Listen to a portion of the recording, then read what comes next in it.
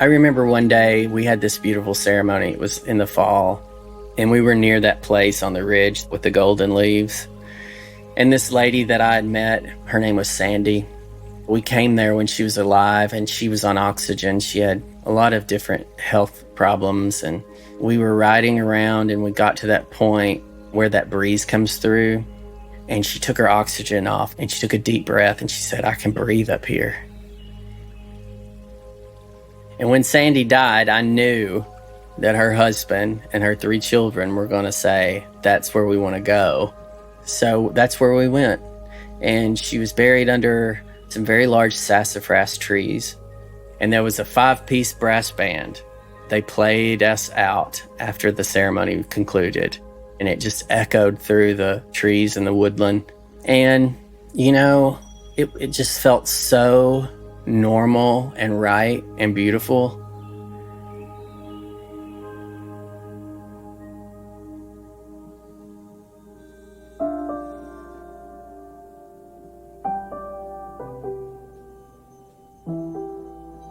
I'm Kate Tucker, and this is Hope is My Middle Name, a podcast from Consensus Digital Media. Today, we're talking with John Christian Phifer. I am John Christian Phifer. I am the Executive Director of Larkspur Conservation. I lead Tennessee's first nature preserve for natural burial, a conservation burial ground just outside of Nashville. I first heard of Larkspur one Sunday morning in church when Becca Stevens was preaching. She was talking about this natural burial ground somewhere south of Nashville where they would plant trees instead of headstones. And I held it in my mind ever since. I wanted to find it and I wanted to go there. I still haven't been there, but I did find the man behind the mission, and I'm so excited to get to introduce you to John Christian Phifer.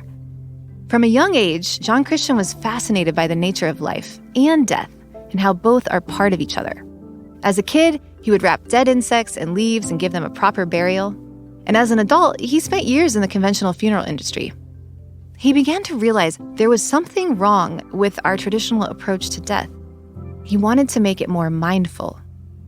And so he took what he calls a leap of faith, hopped a train, and spent months traveling the country, asking people what they thought about death and dying. And when he returned, he started a nature-filled sanctuary that helps people connect, feel, and experience their grief in a down-to-earth way with all the time in the world and wide open space to do it.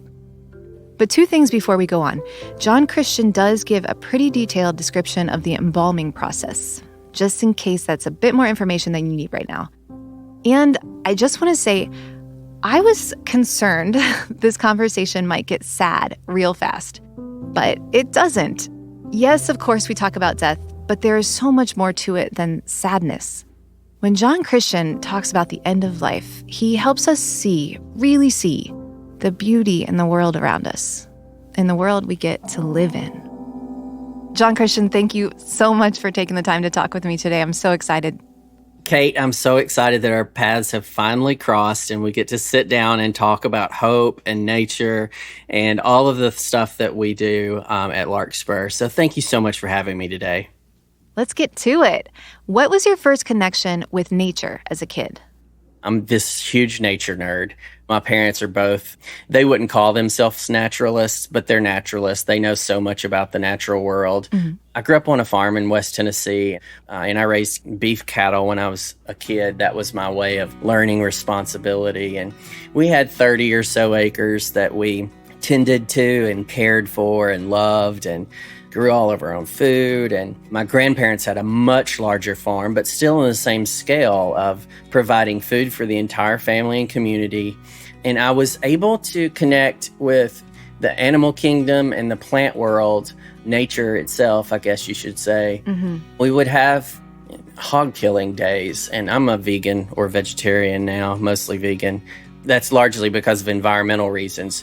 But I'll tell you that growing up in a place where you actually care for the land and the creatures, and then you see their cycles of life in a way displayed right before you, mm-hmm. really connects you to something that I feel like a lot of people today don't understand or can't really tap into. Yeah. So you're seeing life and death as this regenerative process on the farm. Death, the end of the cycle, is still part of the life cycle. And then you start burying bugs. Tell me about that. Oh, sure. I had a bug collection, insect collection, butterflies, all the things. And most of that started with a water spigot and a bucket that sat outside that would catch the dripping water. And a lot of times I would find an insect that had fallen into the bucket of water and it was stranded and had met its demise there. Mm-hmm. It was a time for me to be really close to something that was generally moving fast or trying to get away or trying to hide. And as a little kid, like 5, 6, 7, to come across something that's just so magnificent, and so incredibly designed, and to look upon it and inspect it and marvel over it. Yes. When you look at something with that type of intention, you can't help but want to care for it. And I would find myself running to my mother's kitchen drawer, get some of her silverware, flatware out of the kitchen drawer, and I would run out to the woods. And I had created this little space along the tree line near the edge of the road, and it was under these smaller trees, kind of understory. And I would create a little burial for whatever grasshopper or insect that I found. And one day it may be a butterfly, the other it may be a stag beetle. I mean, it evolved into a squirrel that had been hit by a car. Oh, yeah. And then I had a parakeet that turned into a full funeral with a crayon box and toilet paper for the bedding and all the different things. Yeah. I don't know if I'd seen the public display of reverence for the dead, maybe in a movie or a film. I think that's probably where we all see how to do death, and that's not the place you should look for answers on how to deal with death in the movies. But I think... Unless you're watching Harold and Maude. Exactly. I mean, that's a classic. But I think that in my own way, I found this way of honoring and connecting with something that was just fascinating. Mm-hmm. Then, of course, I told my parents, I want to be a mortician in 7th grade, and I'd not been to a big public funeral or anything. I didn't know what I wanted to be. I mean, one day I might want to be an astronaut, but this day I wanted to be a mortician. When you told your parents that you wanted to be a mortician, what was their response? My parents were kind of like, okay. That would be good, son. If that's what you want to do, you can be whatever you want to be. My mom always calls me son. She said, that would be good, son. When did you first go to an actual funeral? It was in the early 90s, and it was for my uncle. Then in high school, I had a friend that drowned swimming in the gravel quarry. And these all occurred in this little funeral home in our town. Right after high school, I was still considering, do I go to university? I don't have something that's screaming to me that's saying, this is your path. But my grandfather died in 98. He was the patriarch of our family and the family farm. And to see my family experience that loss at the age where I was beginning to be able to grasp what was occurring was quite profound for me. And I think more than anything, I felt called to want to help them or do something to ease that weight. And that's really what drew me in. And I had a conversation after the funeral, of course, with the funeral director that had embalmed and led the funeral for my grandfather. He said, well, yeah, if you think this is something you would be interested in doing, you should watch me embalm someone, and we'll be able to determine really quickly whether or not this is something you might want to do. And sure enough, one night I got the phone call, and he was gone into the middle of nowhere to get this man out of his home. I get to the funeral home, and he gets back to the funeral home, and it's begun to rain. And it's just kind of really ominous. And I thought, oh my gosh, what have I gotten into? But at the same time, my heart was racing and I was so ready for it, And I go into the 1980s white Cadillac, low top, and we pull in there and he gets out and it's raining, and we take the man into the embalming room, get him undressed on this table. And I mostly just watch what's happening. And we got the machine going, and the embalming fluid was pumping into the body, and the blood was running out of this man's carotid and jugular blood vessels at the neck, and lightning struck, and the entire power went out. Oh my God. We were in complete darkness in the basement of the funeral home with this man who had died, no windows, and all you could hear was running water. And you just knew this man was laying there dead in front of you, and you had nothing you could do. Power was out for like an hour and a half or 2 hours. When the power came back on, we went back into the room and we finished the procedure. And I got home, and my dad had waited up for me on the sofa. And I got in and I said, "Oh my gosh, you won't believe what I've just experienced." And I was just beside myself. It's like that electricity that was in the air that night. I felt this closeness to something that was happening. I felt a closeness to life, even in the moments of death. I was at a threshold, and I was doing something really profound. I was doing something that most everybody else was scared to death of. I was caring for somebody one last time. I was doing something to help them. I was doing something to help their family. That's how it all started. I began working part-time at the funeral home. I went into mortuary college, and I just kept moving through the process that way. And I got really close with people in our community, and the little old ladies who lost husbands and families who lost babies. And lo and behold, I'm living at the funeral home, and I would have friends that died in car accidents. In the middle of the night, we would have to care for their bodies. Oh my gosh. I really just became this sentinel for death in a way, but not death, sentinel for like what to do and how to move through this process and how for it not to be this terrible, awful thing. It is terrible and awful in most cases, but if you look close enough and you get close enough to it, you can see that there's some light in there as you're moving through the process. And I found myself being that person for a lot of people, and that's what kept me with it. I ended up in Nashville, where I managed a very large funeral facility, and I was there for about 7 years until I got to a point where I thought, you know, we're just keep doing this the same way over and over and over again. And I knew that we were doing things that were helping people, but I was like, are we doing enough? Can we do more? Creating a way for people to have options to do what's most meaningful for them. Wow. That's how I came to be at Larkspur. I want to go along with you on that journey, but first, a lot of people don't understand what even a conventional funeral process is. Can you take me through what it is, how it happens, what it generally costs, and even the environmental impacts of it? Let's just say if I were to die at Vanderbilt University Medical Center, what would happen next? The hospital staff is going to ask my family or my next of kin, who should they call? And by who should they call, they mean what funeral home. And if you don't know, I'll give you a list. This list is going to have about 50 on it. So you can go through the list and you can select which one. At that point, they make a decision, and the funeral person comes to retrieve the body. And then the funeral director will say, you know, if it's all right with you, we'll go ahead and get him cleaned up for visitation, and we'll do the embalming. And is that what you wanted? Or they'll say, no, we want him cremated. Or no, he was Jewish. He'll be going to the synagogue. But in most cases, people say, yeah, that's okay, because guess what? I know nothing about what they're asking, but I'm going to go ahead and say yes, because that sounds normal. Right. John's body's embalmed. The blood is drained out of my body, and it's replaced with formaldehyde. Formaldehyde wraps itself around the proteins in our cells so they don't begin to digest or break down the body. A few hours after that, the cavity of the person is punctured with a long hollow needle.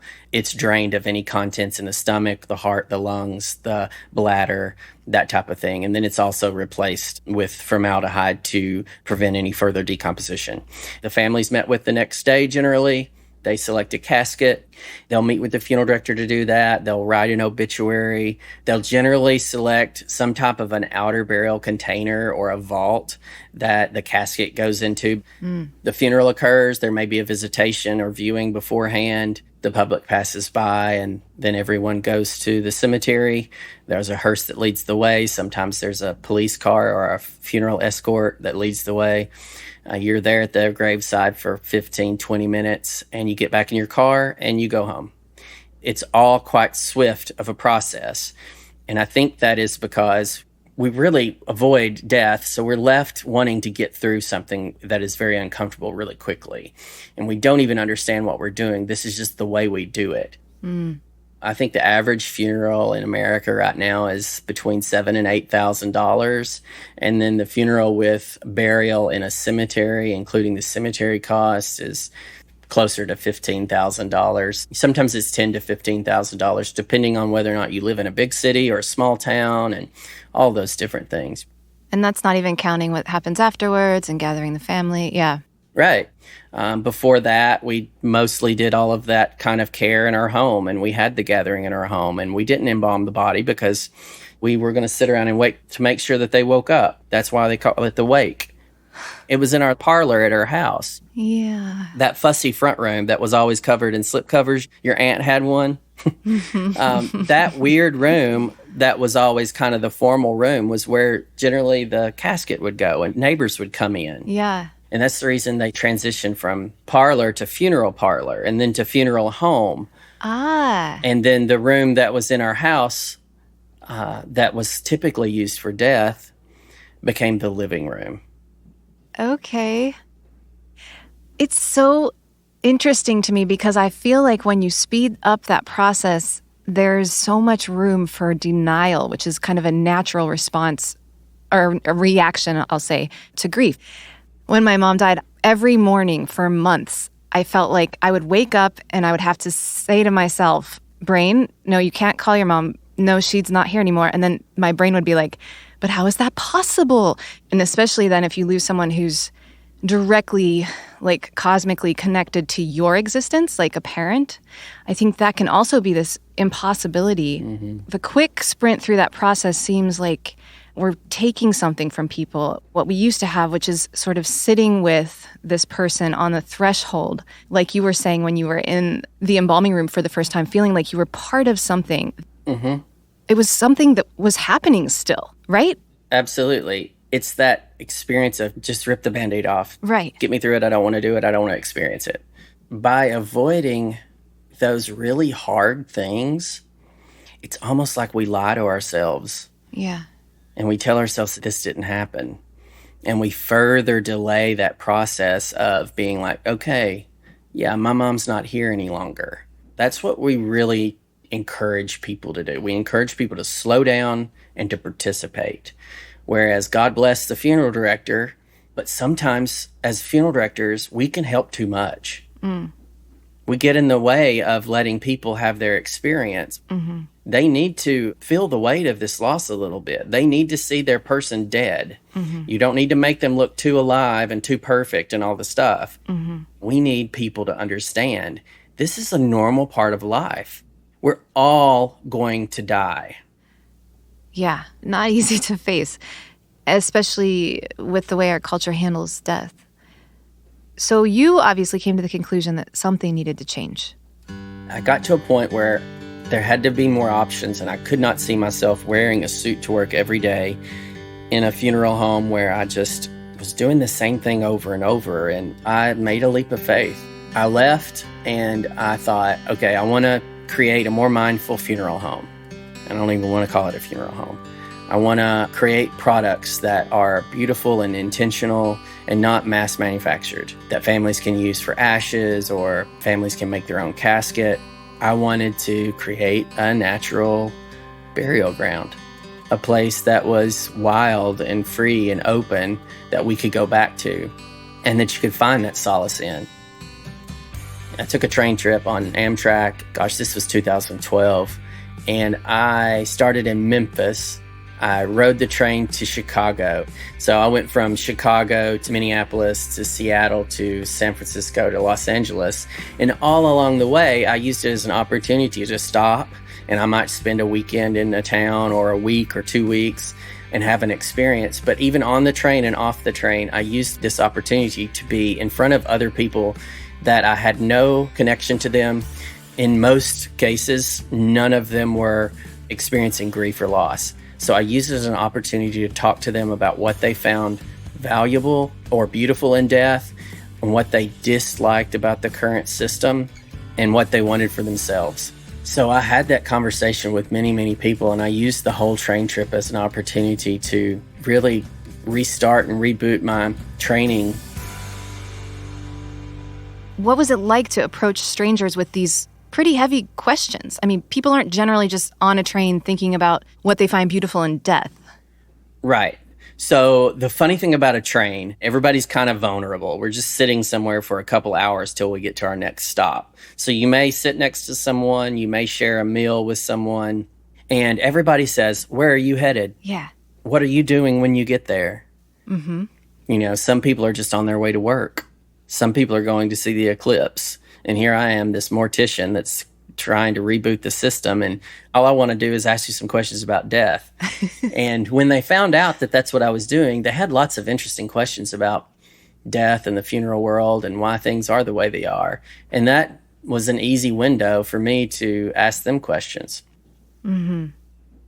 Are there any interactions that stand out to you in particular?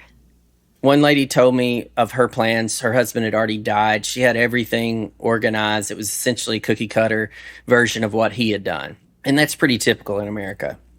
But there were a few people that were really like, they hadn't experienced a death, so they didn't have a roadmap. Mm-hmm. They wanted a tree planted over their grave, or they wanted some form of a celebration. They didn't want an excessive amount of money spent. They wanted to make sure their family was taken care of. Mm-hmm. They didn't want to be a burden, is one of the things that I heard over and over again. Mm-hmm. One lady wanted her ashes mixed into acrylic paint. Mm-hmm. She wanted her family to have the responsibility of painting this portrait or picture or whatever they wanted to illustrate with her ashes and paint.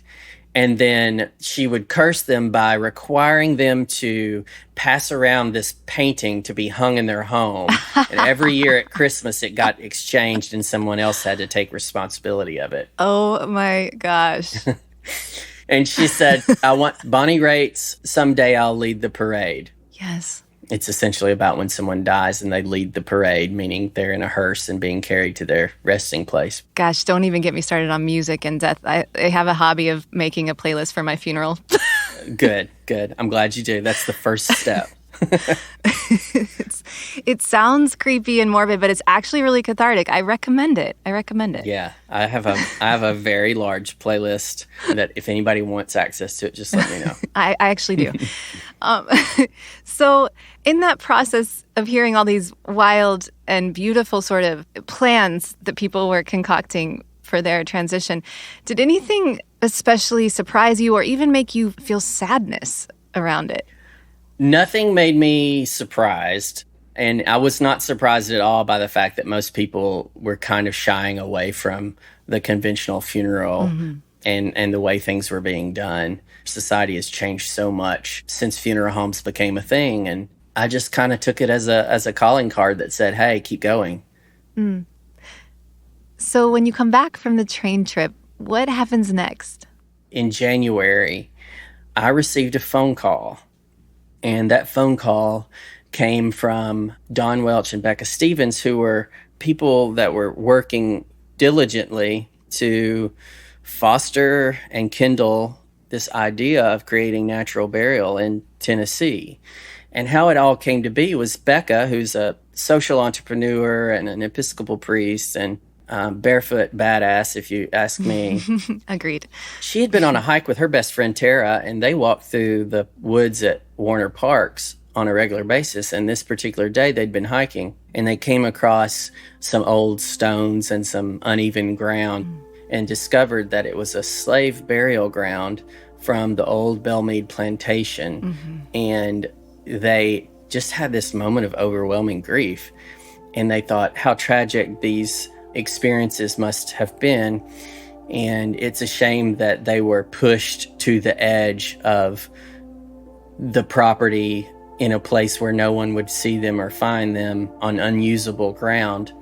And then they said, but also what a beautiful place this is now, that it's the largest park system in Nashville, Davidson County, and it's protected, and it's a thriving ecosystem, and it's alive.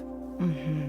Becca had several members in her family die, and as a leader of a church, she'd had to help a lot of people understand what to do, even with finances, how to move through grief, and how to work around the current funeral system to create a place for people with limited or no income. Mm-hmm. She said, we should really try to figure out a way to do something like this on a different scale. So this is where you come into the process. So Becca reached out to you, and when was that? That was 3 months after my train trip, and we connected, and Larkspur took root. It's named for the spring ephemeral that blooms on our property, but also across Middle Tennessee. That was 2013, and we purchased land in 2017, and we opened our preserve in 2018 for our first burials. We've had 135 burials to date. So I've never been to Larkspur. I've heard a lot about it, and I actually have dreamed about it. And I would love for you to take me there. What am I going to see and hear and smell in those Tennessee hills? It's just an experience. You just become enveloped in this pristine, quiet, nature-filled sanctuary where we come when we need some solace and some privacy and some quiet just to get away from the noise of our everyday world. But it's also a place where we come when someone dies, and we want that experience, that sacred ritual and connection to nature to help us move through something that's extremely difficult. Right now, the meadow is in full bloom of our flat-top goldenrod and tall goldenrod and ironweeds and passion flowers. And I'll tell you the truth, you might see a rattlesnake. It is their season, and they're one of the most beautiful creatures, quite elusive, but occasionally I will see them crossing the trail, and I just give them their space and they go about their business. But you get to really experience a bit of everything at Larkspur. We're located on the Highland Rim, northeast of Nashville. And it's an incredibly biodiverse region of our state, but also the region of our country. And by biodiversity, I mean we have an incredible topography and change in ecosystem that enables us to host and be home to so many different plant and animal species. When we say a living memorial, it truly is. Have there been any moments for you there that you could describe where you were just maybe alone on the land and outside of yourself? You're just struck with awe and wonder. I go up to the very top of this ridge, and we have a bench for hikers, and I'll find myself sitting there. And it's generally in the fall, because in the fall, the leaves of the maples that grow on that ridge line, they go a golden yellow orange. And when you're sitting there, you almost feel like you're in an Instagram filter. And the wind blows through those woods and across the woodland oats that grow on the forest floor. And you just feel this serene connection to the place. You can feel something through the soles of your feet. You hear the birds. You see shadows from the clouds. I think it's moments like that I'm most easily able to calm down and connect to whatever source is for anyone. But for me, nature is kind of my God. Yeah. What does it really mean to be a conservation burial ground? A conservation burial ground is an open area or open green space that is in need of preservation, restoration, and care. In our case, we purchased 155 acres that sat adjacent to a state natural area called Taylor Hollow. And in that state natural area was a biodiverse ecosystem with some very rare and endangered, threatened plant and animal species. So that was an ideal place for us to begin Larkspur, because what we would do is we would create a sound buffer, an ecological buffer that would further protect that pristine ecosystem. But there were open meadows where farm crops had been grown. There were barbed wire fences through the woodlands where cattle had grazed. So this property had been degraded, so it needed help and attention. But what it needed more than anything was protection from urban sprawl and subdivision, mining, and logging. So by placing a conservation easement, which is a third-party legal instrument that is held by a third party, in our case, the Nature Conservancy, we give all the rights to the land and how it can be used away. And by giving them to an organization like the Nature Conservancy, we lock into a legal binding contract that prohibits the way it can be used forever. And we've begun mindful natural burial, which doesn't allow any chemical embalming, any plastics, metals, concretes, anything that naturally will not return to the earth cannot be placed in the ground at Larkspur. And the burials themselves become active moments of restoration within the ecosystem. That really takes the idea of creating a grave space and bringing it to life and creating this living memorial that really is something that is appealing to people. And you have an open green space that now a community can call home and visit every day during daylight hours for mindful hiking and recreation, nature study.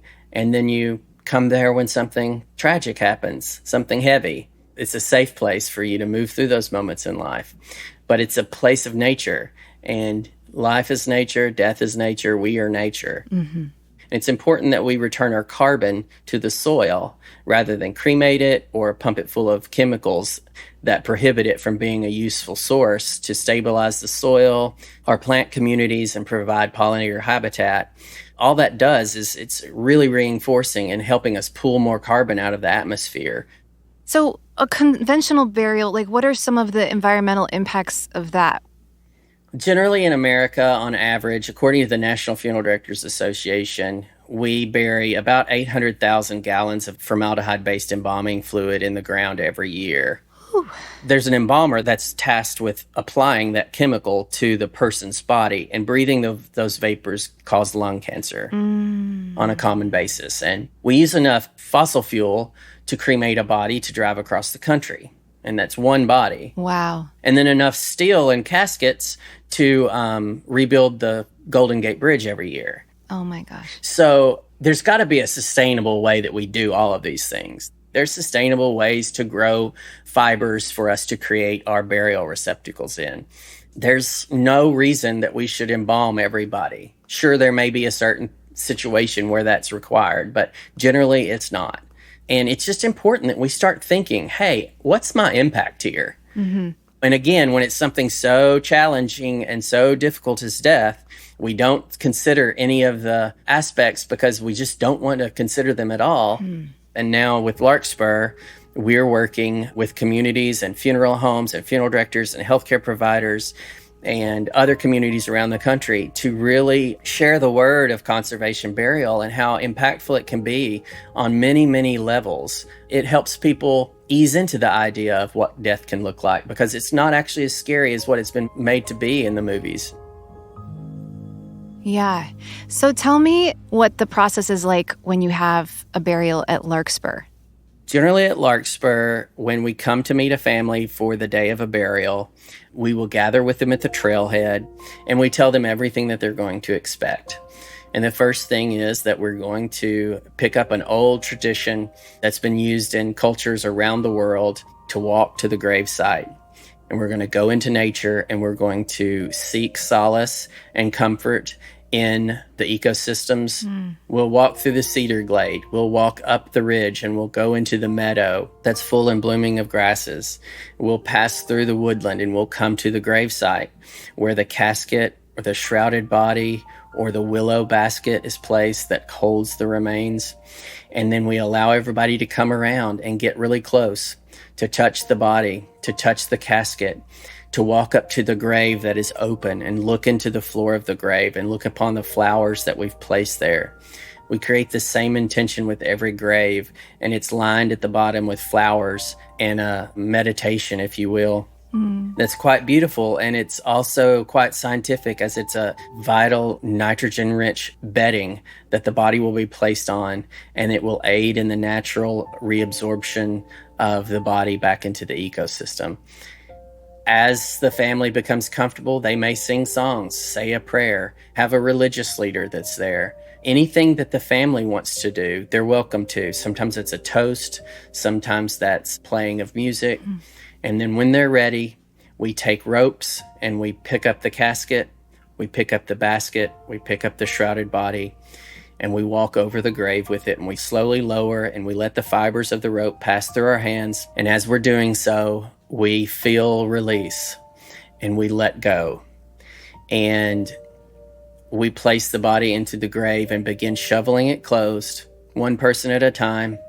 And after everyone's had a turn, we will begin more actively filling the grave until it's completely closed.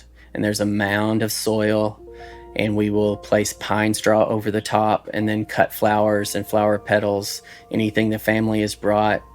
We will place a GPS marker on the gravesite, a medallion that's stamped with the person's name, and we'll record the GPS. And then in the later months, we might do a memorial planting of a tree or wildflowers and grasses. And if a family wants a native stone, we'll have a native stone carved with the person's name and their years.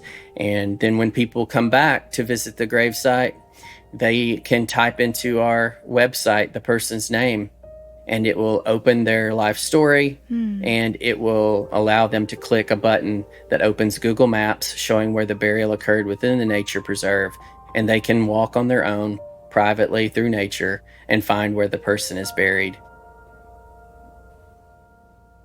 We really want to take away a lot of the boundaries that tell people how to do something and allow them the space to create something meaningful for them. So what happens if a person dies suddenly and they hadn't planned it out? Can they still be there? It happens all the time, more commonly than not. And generally, the first thing we're going to say is, don't rush. Take a breath, take care of yourself. And then we'll discuss, where do you live? Do you have a funeral director in your area that you know? If they say no, we will give them options of funeral homes in their area. If we know of one that has had a burial at Larkspur, we will tell them this funeral director has had a burial at Larkspur and they know everything to do. And then when they're ready, they call that funeral home and they provide simple transportation, sanitary care, and refrigeration of the body. No embalming, no fuss. If the family needs to come into the funeral home and view the body, they can do that. Refrigeration will hold the body for days to weeks to a month without any type of major decomposition occurring or breakdown.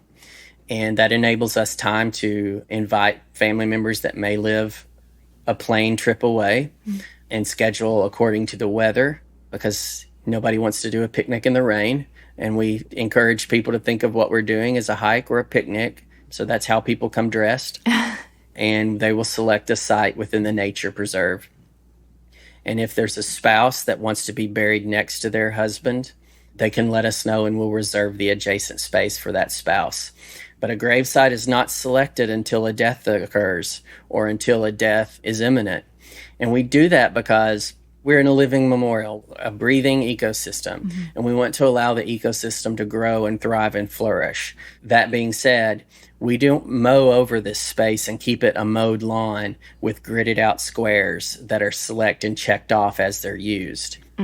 So a lot of times families will walk through and they will pass a butterfly, or they'll come to a spot where the sun hits, or there may be a tree, and they say, this feels right. Where in this area is a suitable location where we can safely inter the body and create a moment of restoration? You said that the body is in a casket or swaddled? Swaddled in a shroud, which is a cloth fabric. We actually make our own shrouds at Larkspur. We use cotton and a different folding technique that I created just using my mind and how I've cared for bodies for so long. I just thought there's got to be a way to do this that makes sense and it can also be beautiful and it doesn't have to look like a pillowcase. Right. And sometimes we will layer in different cloths, like from a grandmother's quilt or a baby blanket. And then sometimes it's a simple pine coffin that was handmade by the family or by the local community craftsman here, or it's a willow basket that's made of a sustainable grass that can be woven, and it's very lightweight and low carbon footprint and can be buried easily and it'll return easily. So there's different options there for families. Has there been a moment where you were working with a family at Larkspur or burying someone there where you just had this feeling, this is exactly what I'm meant to be doing? Yeah, it happens every single time. But I remember one day we had this beautiful ceremony. It was in the fall, and we were near that place on the ridge that I was telling you about with the golden leaves. And this lady that I had met, her name was Sandy. We came there when she was alive and she was on oxygen. She had a lot of different health problems, and we were riding around and we got to that point where that breeze comes through, and she took her oxygen off and she took a deep breath and she said, "I can breathe up here." And when Sandy died, I knew that her husband and her 3 children were going to say, "That's where we want to go." So that's where we went. And she was buried under some very large sassafras trees. When I was digging the grave, I gathered up some of the sassafras roots and took them home with me. And I washed them up and I boiled them in some water, and I made sassafras tea that I took back the next day and we served at the burial when we buried her body there on that hill. And there was a 5-piece brass band, and they played, and it just echoed through the trees and the woodland. You know, it just felt so normal and right and beautiful. You know, and I still have people that tell me about that ceremony and that day that they were there and how different and unique and purposeful and right it was. Yeah. When you were in the conventional funeral world and you mentioned burying some friends you knew, someone who died in a car accident and things like that, what was that like for you? Unreal. Yeah. There's not a day that goes by that I don't think about death. My own death, someone else's death. You know, it's a part of the fabric of who I am, and I've built it into my daily life. And as you get older, your days just become more and more limited and numbered. And that doesn't necessarily have to be a scary thing. I think that means today's the first day of the rest of my life, so I have an opportunity to do something really powerful with it. It may be in helping the lady across the street with her yard work. It may be in calling my mom and having a conversation. It could be just going to the creek and putting my feet in the water. There's an opportunity for us when we lean into death to not take life for granted so much and to live a more meaningful and purposeful life. Are there days, though, even though you have this wide open perspective on death and it being part of the cycle, are there days when you're afraid to die? Yes. I'm still not 100% not afraid to die. I'm not like, oh gosh, yes, today's the day I'm going to die. I'm so excited. I don't think anybody's ever really like that because we don't understand what happens after death. There's some religions and different beliefs and stories and things we can tell ourselves. And all of those sound quite fascinating and wonderful. But nobody's ever said this is exactly what happens. The more that you imagine it and think about it and maybe plan for it, write down some wishes, talk to people about it, that takes some of the sting away. Yeah. Yeah. Have you ever buried a loved one at Larkspur? I have not yet, but I will. And that will be a day that I just don't know. You always think of losing your person or your parents or your friends and what that's going to look like. And for so long, none of my family or friends have been buried this way. To be able to do this for people that I don't know is super powerful. I can't imagine what the feeling is going to be like when I get to do this for someone that I love. Yeah. I've been talking a lot about Larkspur in anticipation of our conversation, and some of the responses I get are, well, I just want someone else to take care of it. I don't want to have to make the decisions. Do you know how hard it is when you lose someone to actually think clearly? And it's like, yes, so yes, these rituals exist for us, but maybe, like you were saying, there's a reason that they are evolving as our culture is changing. There's something that is going to make more sense for us now, but also in a way, it's so beautiful that it's just hearkening back to who we are, who we've always been as humans on this planet, and reconnecting with that very, very basic process that has been happening for all of time. Right. What these days in the work that you're doing brings you hope? I find hope in thinking about what we're doing at Larkspur. Maybe this is just the beginning to a whole new, better way of living and a better way of dying. Better for the planet. In the daunting face of the challenges that we have with the environment and climate, what if we consider this is not the beginning of the end, but the beginning of saving everything? I say that about death too. What if this is the beginning of creating a relationship with death and life that's going to make us so much better, more responsible, more present humans? And I find hope in that. I find hope in the trees that we plant on graves. I find hope in the little hands of the children that we hand a shovel of soil to, and we watch them cover over their grandparent. And their parents look to me and say, I don't know how we'll ever take them to a normal funeral again. They will be so confused. I find hope in all of those little moments. I find hope in nature in the woods. Yes. I think hope's there all the time. You just have to look for it and be open to it. You have to be understanding that you can have a little bit of say in that hope too. You can help create hope. Yes. Thank you. Thank you for helping create hope today. Thank you. Thank you, Kate. I am beyond grateful to John Christian for helping us see how our approach to death and dying can actually be a celebration of life. You can learn more about larkspur at larkspurconservation.org. Hope is My Middle Name is hosted by me, Kate Tucker. You can find me on Instagram and Twitter at Kate Tucker Music. If there's someone you think belongs on this show, please send me a message. This episode was produced by Christine Fennessy with editing from Audrey No and executive produced by Rachel Swaby. Our sound designer and engineer is Mark Bush. Music by the fantastic artists at Epidemic Sound and me. Big thanks to Connor Gahn, our publisher and visionary at Consensus Digital Media. Hope is My Middle Name can be found on Apple Podcasts, Spotify, or wherever you listen. It would mean so much to me if you would follow, rate, and review the show. Hope is My Middle Name is a podcast by Consensus Digital Media, produced in association with Reasonable Volume. See you next time.